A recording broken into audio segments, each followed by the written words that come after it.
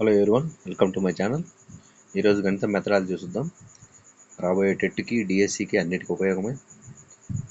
మొన్న డిఎస్సి ఏపీలో జరిగినటువంటి డిఎస్సి పేపర్ చూసినటువంటి మీకు అర్థమవుతుంది. ఎక్కువ శాతం మ్యాచింగ్ అలా అడిగారు. ఎవరైతే ఎక్కువ లాంగ్ టర్మ్ కోచింగ్లో ఉన్నారో లేదా లాంగ్ టర్మ్ ప్రిపరేషన్లో ఉన్నారో వాళ్ళే మంచి మార్కులు తెచ్చుకోగలిగారు. కాబట్టి ఇప్పటి నుంచే చదవండి, మంచి మార్కులు తెచ్చుకోండి. ఇప్పుడు టాపిక్లోకి వెళ్ళిపోతే, ఏదైనా ఒక విషయంలోని సమస్యను మరొక విషయం సహాయంతో పరిష్కరించడమే సహసంబంధం అని నిర్వచనం ఇచ్చినవారు. ఏదైనా ఒక విషయంలో సమస్యను మరొక విషయం సహాయంతో పరిష్కరించడమే సహసంబంధం అని నిర్వచనం ఇచ్చినవారు బ్రాడ్ఫర్డ్. గణిత శాస్త్ర భావనలో అన్నీ పూర్తిగా తార్కిక నిర్మాణమని ఎవరి అభిప్రాయము? గణిత శాస్త్ర భావనలో అన్నీ పూర్తిగా తార్కిక నిర్మాణమని ఎవరి అభిప్రాయము? వైట్హెడ్ మరియు రస్సెల్. మేరియా-పియరీ ప్రకారం గణితం ఒక పరికల్పిత ఉత్పాదక వ్యవస్థ. మేరియా-పియరీ ప్రకారం గణితం ఒక పరికల్పిత ఉత్పాదక వ్యవస్థ. అర్ధవృత్తఖండంలోని కోణం సమకోణమని నిరూపించడానికి కొన్ని సత్యాలపై ఆధారపడి సత్యాల ఆధారంతో నిరూపించుట.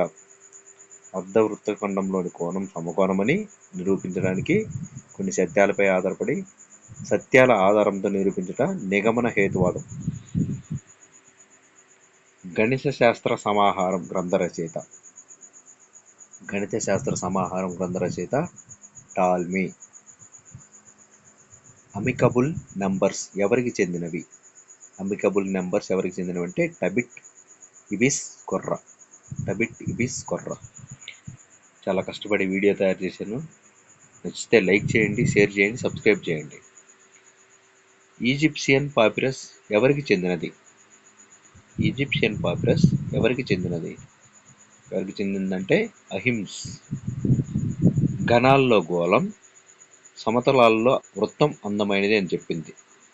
ఘనాల్లో గోళం, సమతలాల్లో వృత్తం అందమైనదని చెప్పింది పైథాగరస్. ఇది మొన్న డిఎస్సిలో అడిగారండి. స్కూల్ అసిస్టెంట్ నాన్ లాంగ్వేజెస్ మ్యాథమెటిక్స్లో ఘనాల్లో గోళం, సమతలాల్లో వృత్తం అందమైందని చెప్పింది ఎవరనేది ఈ బిట్ వచ్చింది. కొంచెం ఇంపార్టెంట్ అయిన బిట్టు, చూసుకోండి ఒకసారి.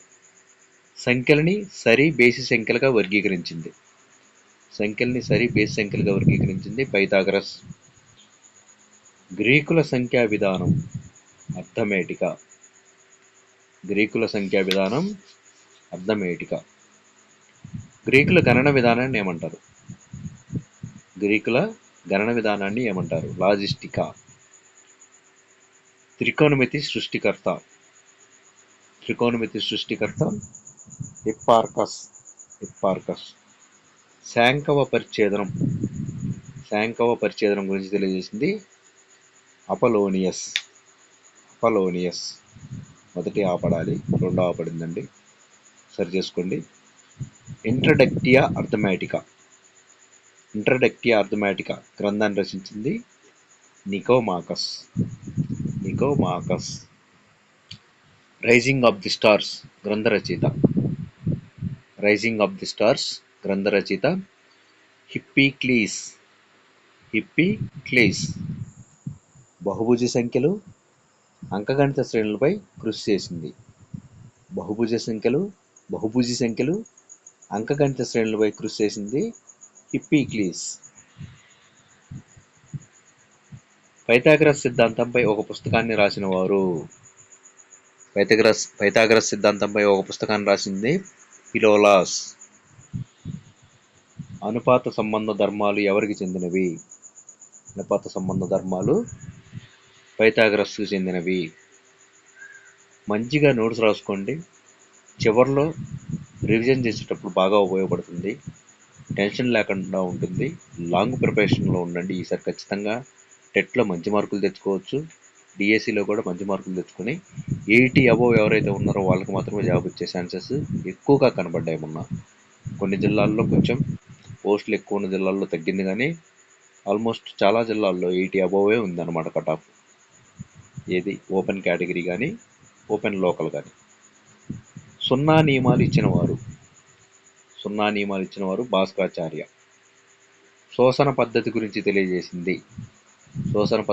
తెలియజేసింది యూడోక్సస్. ఖచ్చితంగా లైక్ చేయండి వీడియోని. ఈ వీడియో కనీసం ఒక 500 లైక్స్ ఆశిస్తున్నాను. ఛానల్ కొత్తగా క్రియేట్ చేశాను, ఎంకరేజ్ చేయండి. ఇలాంటి వీడియోలు మరిన్ని చేయడానికి అవకాశం ఉంటుంది. ట్రై మెథడ్స్ చేస్తాను, ఇంగ్లీష్ చేస్తాను, తెలుగు చేస్తాను, అలాగే సైన్స్, సోషల్ కూడా చేస్తాము, సైకాలజీ చేస్తాము, పిఐఈ కూడా చేస్తాను త్వరలో. తర్వాత జనరల్ నాలెడ్జ్ ప్రతిరోజు అప్లోడ్ చేస్తున్నాము. అన్ని సబ్జెక్టులకు సంబంధించి వీడియోలు చేయడం జరుగుతుంది. ఒక మ్యాథ్స్ మాత్రం ట్రై చేస్తాను. మ్యాథ్స్ మాత్రం మొబైల్లో చేయడానికి వీలవ్వట్లేదు. అవకాశం ఉంటే ఖచ్చితంగా మ్యాథ్స్ కూడా చేస్తాము. బాగా ప్రిపేర్ అవ్వండి. నిగమన తర్కం గురించి తెలియజేసింది అరిస్టాటిల్.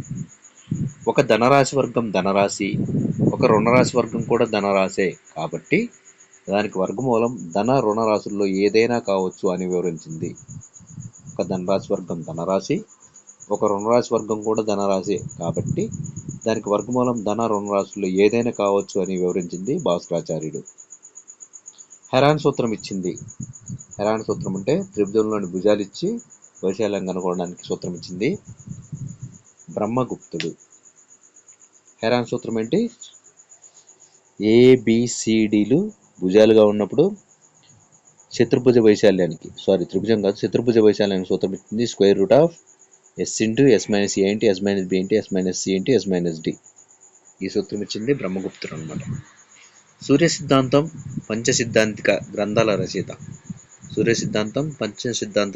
రచయిత వరాహమిహిరుడు. ఇది కూడా గత టెట్లో అడిగారండి, ఇంపార్టెంట్. 5 = 3.1416 అనే విలువనిచ్చింది ఎవరు? 5 ఇది కూడా మోస్ట్ ఇంపార్టెంట్ బిట్. 5 విలువనిచ్చింది. 5 = 3.1416 అని ఇచ్చింది. 5 విలువని ఆర్యభట్ట. 5 = 3.1255గా ఇచ్చింది. 5 విలువని 5 = 3.1255గా ఇచ్చింది భాస్కరాచార్యుడు. వేదిక్ మ్యాథమెటిక్స్ గ్రంథ రచయిత శ్రీ భారతీ కృష్ణ తీర్థ. వీడియోని ఎక్కడ స్కిప్ చేయొద్దు, పూర్తిగా చూడండి. కొత్తగా పెట్టిన ఛానల్ని ఎంకరేజ్ చేయండి. అన్ని సబ్జెక్టులు చేస్తాను. అన్ని కాంపిటీషన్ ఎగ్జామ్స్కి ఉపయోగపడే, ముఖ్యంగా టెట్ డిఎస్సీలకు ఉపయోగపడే విధంగా మన ఛానల్లో ఉంటాయి. టెట్ డిఎస్సీకి ఎవరైతే ప్రిపేర్ అవుతున్నారో వాళ్ళందరూ కూడా ఏపీలో, అలాగే తెలంగాణలో కూడా కొన్ని సబ్జెక్టులు ఆల్మోస్ట్ సైకాలజీ అలాంటివన్నీ మనకు ఎలా ఉంటాయి వాళ్ళకు కూడా అలానే ఉంటాయి కాబట్టి, తర్వాత ట్రై మెథడ్స్ కానీ ఇవి ఆల్మోస్ట్ మనకు వాళ్ళ దగ్గరలోనే ఉంటాయి కాబట్టి మన ఛానల్ వాళ్ళు కూడా లైక్ చేయొచ్చు, షేర్ చేయండి, సబ్స్క్రైబ్ చేయండి. డైలీ వీడియోస్ అప్లోడ్ చేస్తారు, ఖచ్చితంగా ఫాలో అవ్వండి. దశాంశ పద్ధతిని తెలియజేసింది భారతీయులు. ఏ సంఖ్యకు అంతకు ముందున్న సంఖ్యలకున్న కారణాంకాల కంటే ఎక్కువ కారణాంకాలు ఉంటాయో ఆ సంఖ్యల్ని ఏమందురు? ఏ సంఖ్యకు అంతకు ముందున్న సంఖ్యలకున్న కారణాంకాల కంటే ఎక్కువ కారణాంకాలు ఉంటాయో ఆ సంఖ్యల్ని సమున్నత సంఖ్యలు అంటారు. సమున్నత సంయుక్త సంఖ్యలు అంటారంట.